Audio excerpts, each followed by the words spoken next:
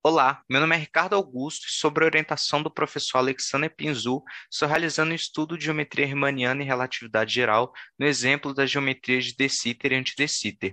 Antes de entrarmos na definição desses espaços, é necessário termos noções de relatividade geral e teoria quântica de campos para entendermos melhor soluções dentro dessas geometrias.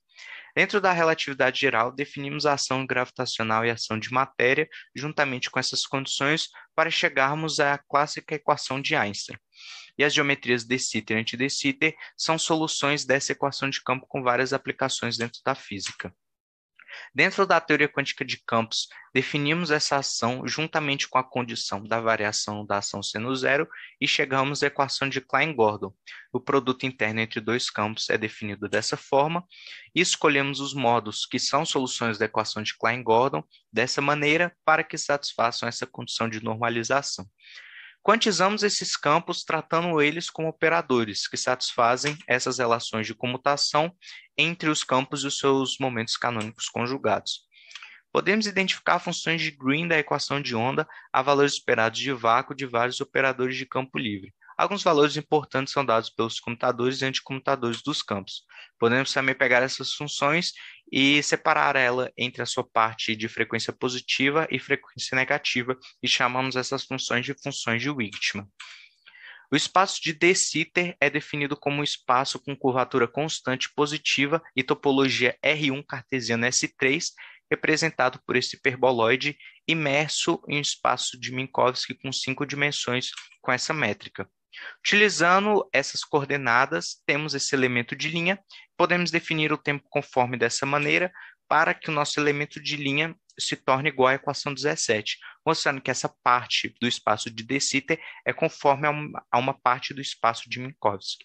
Definindo essa função C de eta, temos essa relação quando tomamos o limite assintótico de eta indo a mais ou menos infinito. E com isso, esperamos que um vácuo adiabático seja uma boa definição para o estado de zero partícula.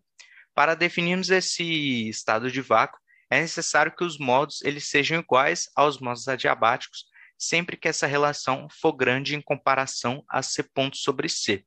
E para analisar a relação entre esse estado de vácuo e o estado de zero partícula, é necessário termos a função de Wightman, que já foi calculada e é dado pela equação 20, onde f é uma função hipergeométrica.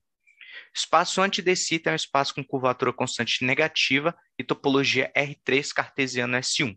Ele é definido como esse hiperboloide imerso em espaço de Minkowski com essa métrica.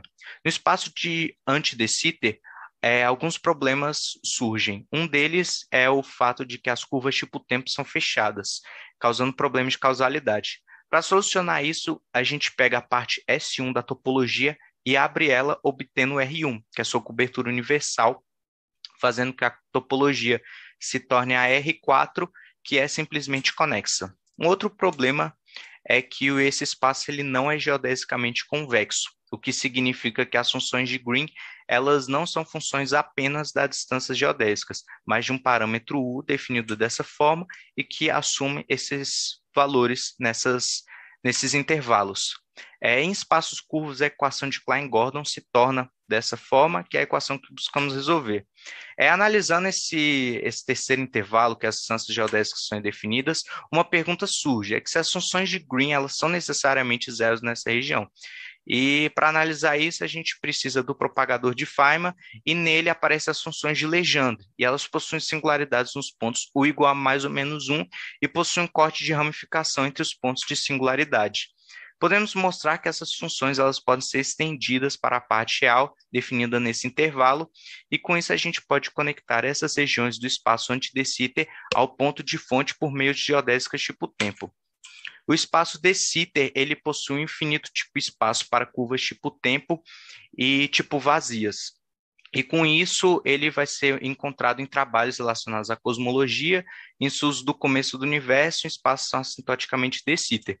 Já o espaço anti-de Sitter, ele é muito encontrado no estudo de geometrias próximas a buracos negros e na correspondência a DSFT.